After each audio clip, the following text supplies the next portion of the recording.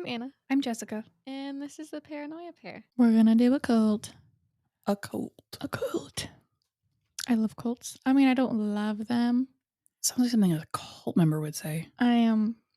That Heaven's Gate really got me. Like they would have, if they tried to recruit me, I fear they might have swooned me. I know. Like they sounded like they had a pretty good deal going on. Have you heard of the Buddhafield cult? No.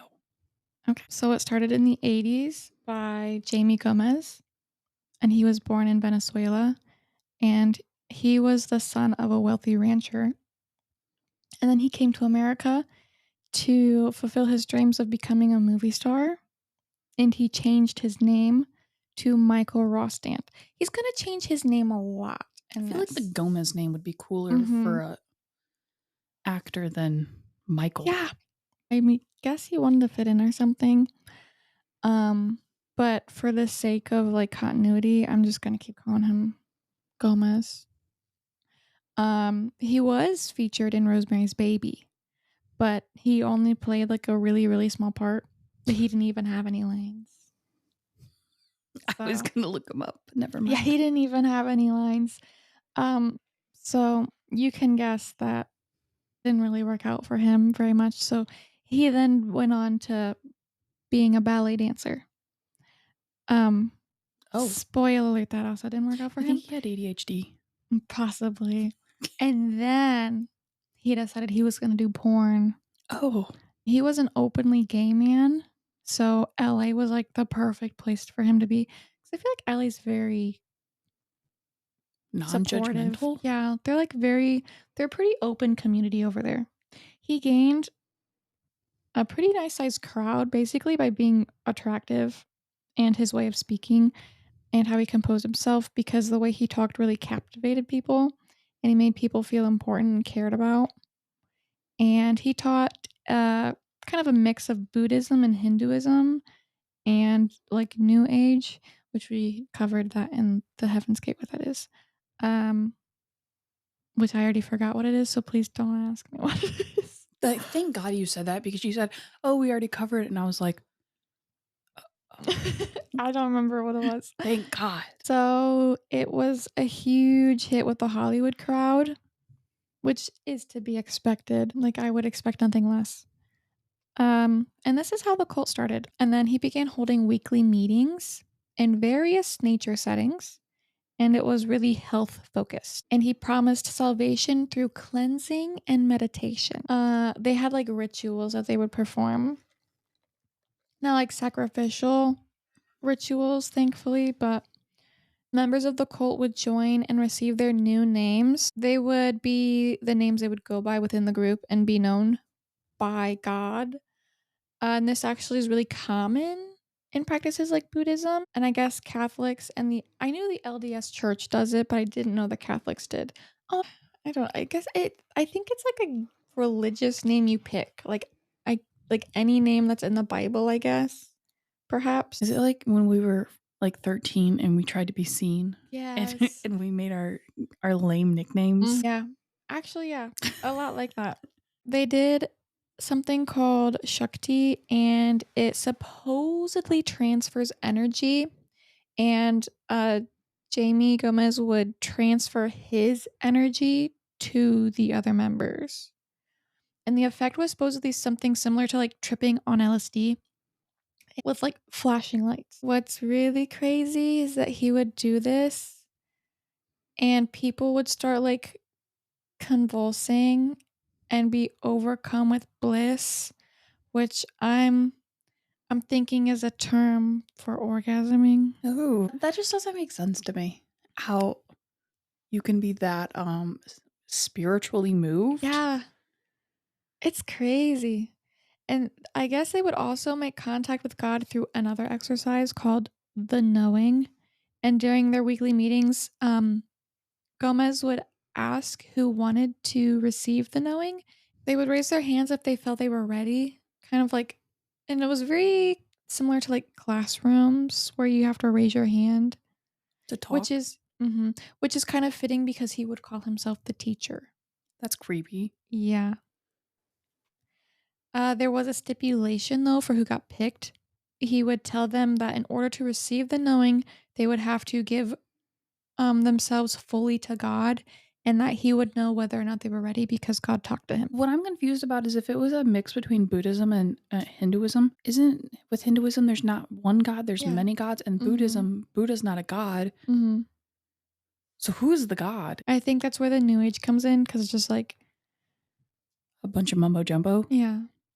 Like, I guess, like, I would understand if, like, he chose one of the Hindu deities to, like, decide to be God Mhm. that they're worshiping. Like, it sounds like he's just talking about like, Catholic God. yeah, the God you think of when you say God. So, one day, Will Allen, who was a member of this cult, was approached by Gomez and told him that God told him Will was going to be in a terrible accident and that he stayed up all night arguing with God about it. He would be saved, though, if he fully committed himself and he received the knowing. I'd like to be a fly on the wall at night when these, like, crazy people who, like, say they speak to God are, like, alone in their rooms. Mhm. Like, Yeah.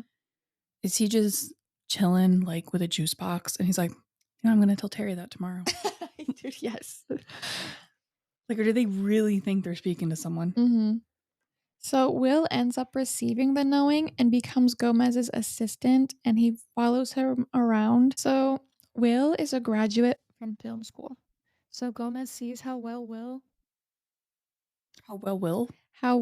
Will is making him look in these little mini films that he's doing.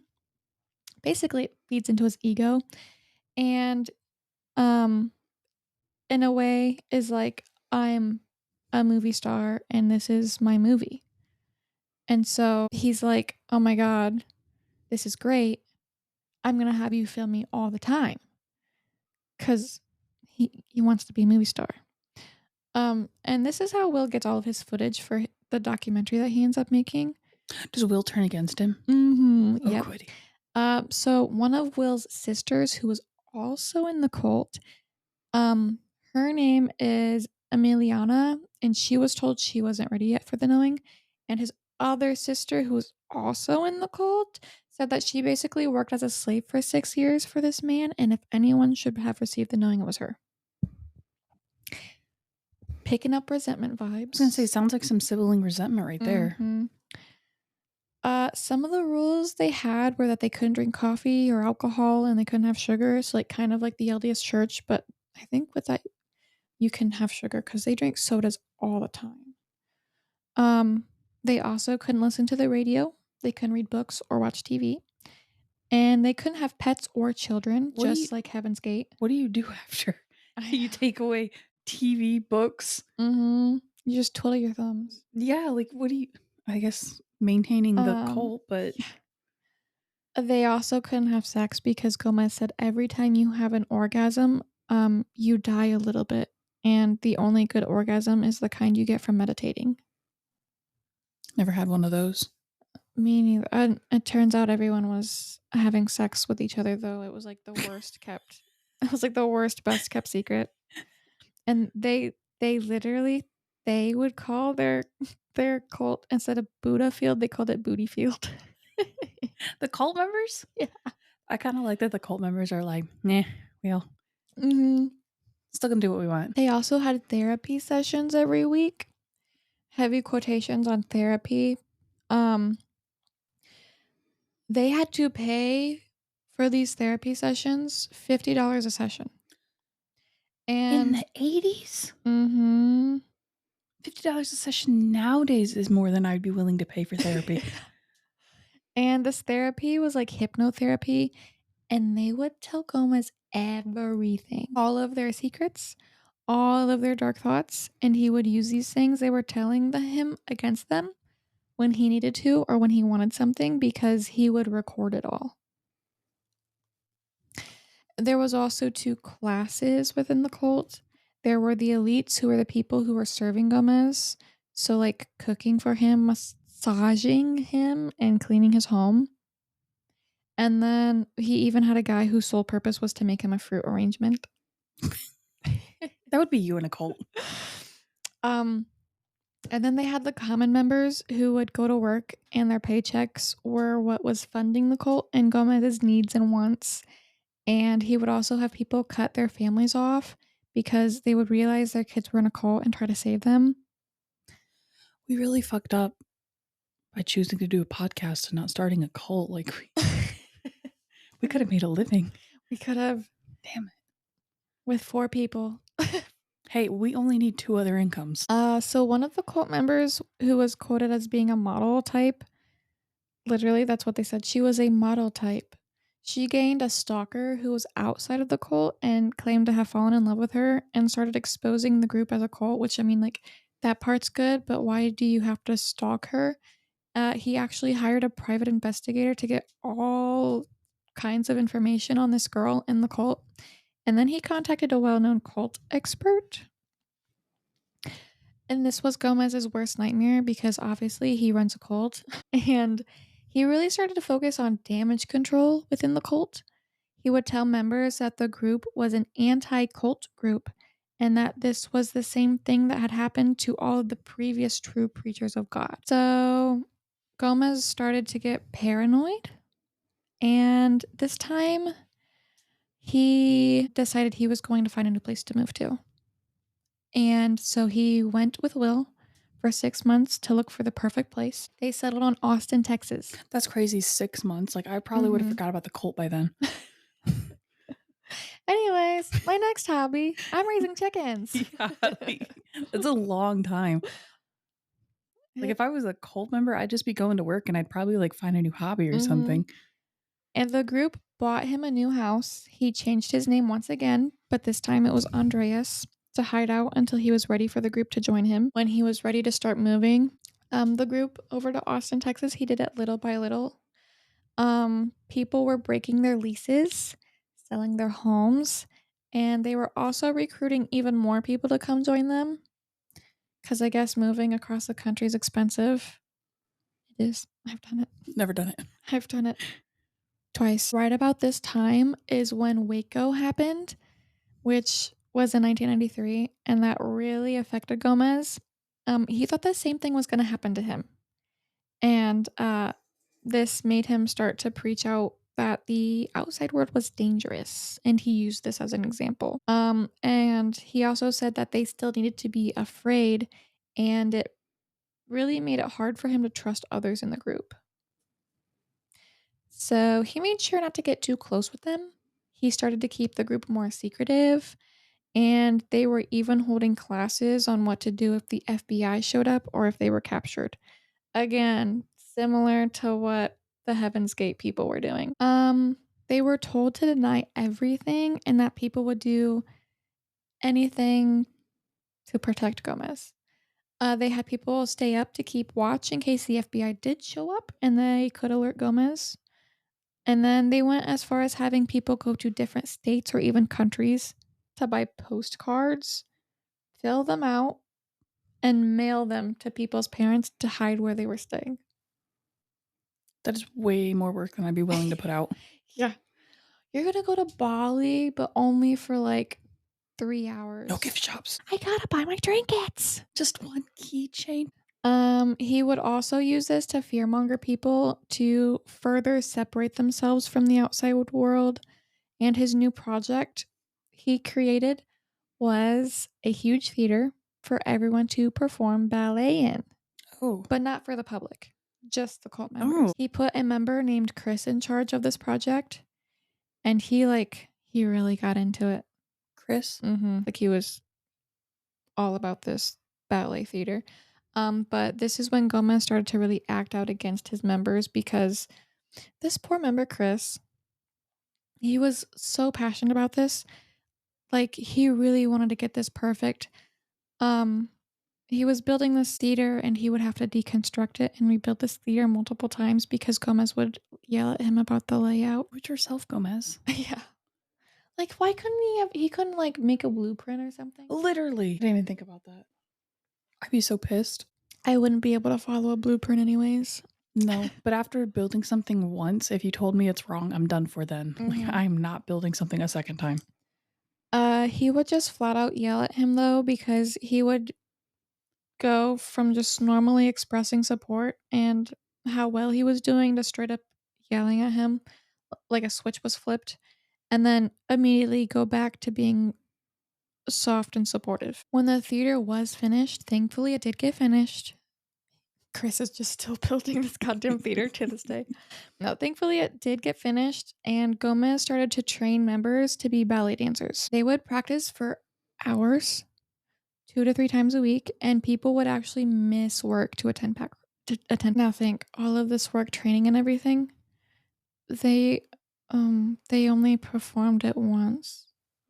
Just one time for the other cult members, and then they'd move on to the next one. The next theater or the next ballet thing? The next ballet thing. Oh, I thought you were gonna say they did it once and then he was like, "Yeah, scrap it. We're done with ballet." Gomez did have a favorite dancer. Her name was Sophia. She was this really beautiful ballet dancer. She was really good, and she actually spent her whole life wanting to be a ballerina. So she was like perfect for this. Um, and Gomez really wanted Sophia and Chris to get close to each other. Chris ended up starting to get feelings for Sophia, and Gomez learned about this because Chris had told him. Because remember all those therapy sessions where they confess everything to him and it's all recorded? um I would love to like be someone's therapist and learn all their secrets and like that'd be so much fun. He abused it because that'd be so much fun. That's what you are for me. I need better secrets, Anna. Oh, sorry. I mean, I told you about my diarrhea. That's true, but I'm wanting secret cult knowledge. I don't really have secret cult knowledge. I'm pretty boring. Though I do appreciate your diarrhea.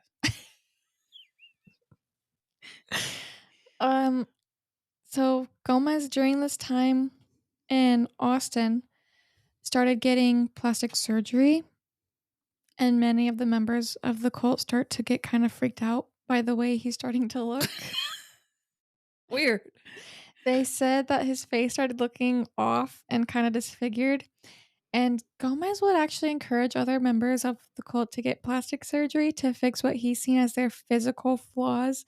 But a lot of the time it was just for him to see what the results would look like and figure Before out if he did it. Yeah, if he wanted to do it himself. It's like that one meme where that mom's like, wanted to see what, or thought about giving myself bangs, so I cut bangs on my daughter, and boy, did I. Yeah, dodge a bullet. Yeah. So he basically used them as like guinea pigs. And so for a cult that isn't supposed to have sex, he was really starting to become obsessed with how people look, which is crazy. Gomez even started to wear makeup and false eyelashes, which, I mean, whatever floats your boat, go him if that's what's making him confident. But he also had people wax and work out to keep their muscular physique. As years went on, though, people slowly started coming to the realization that this was a cult and that Gomez was a really bad actor. See, he looks pretty like decent there. Yeah, and then he just starts looking real weird and puffy. But like this guy looks like he took your grandma's makeup. Mm-hmm. He looks like the ugly stepsister from Shrek. Oh my god. I don't like him. In 2006, someone even wrote an email and sent it to every single cult member, and they were leaving the group and wanted to expose everything that Gomez had done and why so many members have left. And in this email, it's revealed that Gomez was forcing male members to participate in sexual relations with him, and that Gomez was a porn actor. During this? Mm-hmm. Gomez was telling people not to read the email and that it was full of lies. Oh, this is the email. Never mind. Yeah. I forgot because I got distracted looking at the pictures. And I was like, okay, pardon. Sorry, I'm caught back up. And it started to divide the members, and one of the victims even continued to support Gomez, not even realizing that he was a victim himself. And that's how brainwashed these people were. Gomez had been using therapy sessions to get people to talk about their sexual fantasies and started to question them slowly about it and like maybe what they might be into. It would start about who they thought was attractive. They had thoughts about exploring sex with other men, what their fantasies were, and he had them take their clothes off. He disguised it as mind work though, because he would get these people to like dissociate and like separate themselves from their body, and he was like disguising it as mind work. Did he molest them? Yeah. He would use these people to he would ask these people to kiss him, but they felt like they had to because this man was Okay, supposedly God's vessel. this is actually happening. This Yes. isn't the emails. They detail it in the emails, and because not everyone knows this is happening. Okay.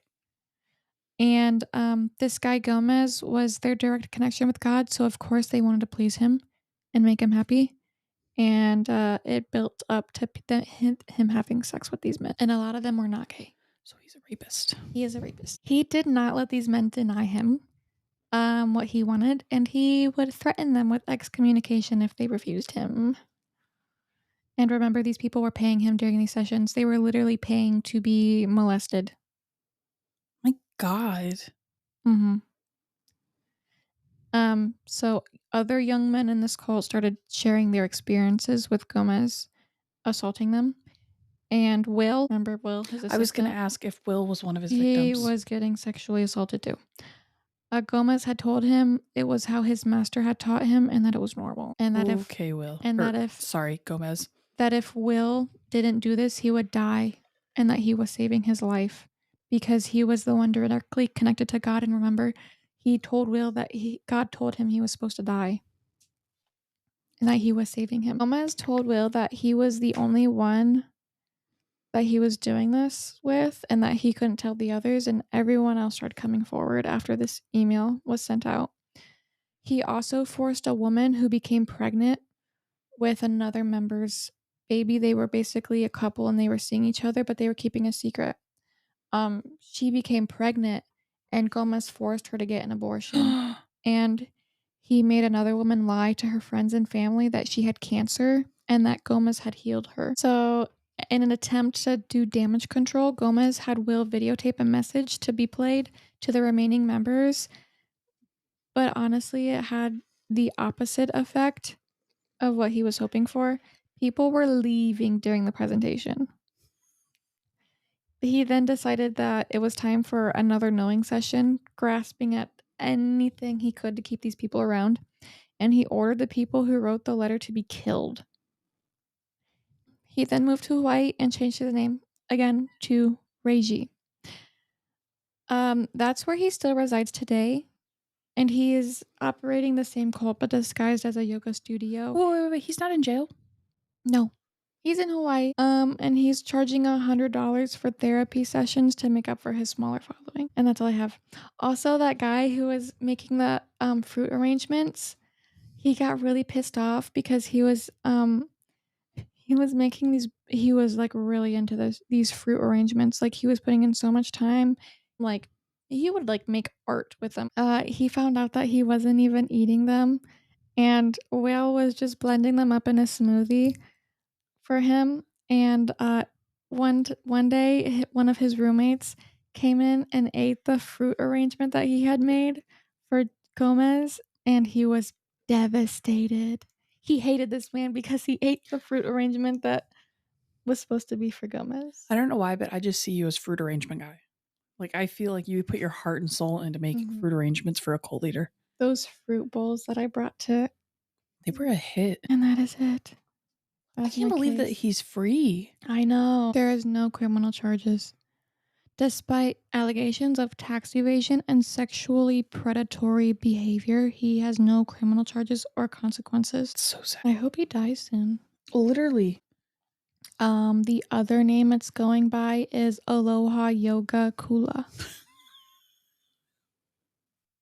That's the fucking dumbest name I ever heard.